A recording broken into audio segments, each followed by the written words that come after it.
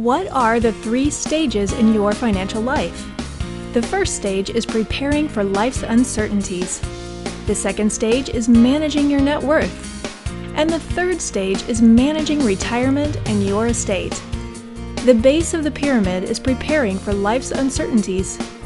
Insurance is the most cost-effective way to deal with this.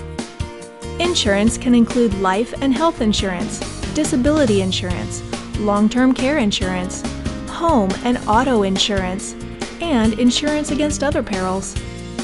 Adequate liquidity in your investments or in cash to cover emergencies, along with a will, is important. The next level involves managing your money. Investment strategies should include diversification and risk management. The best option is to review your goals with a professional. And the top tier addresses retirement and estate planning.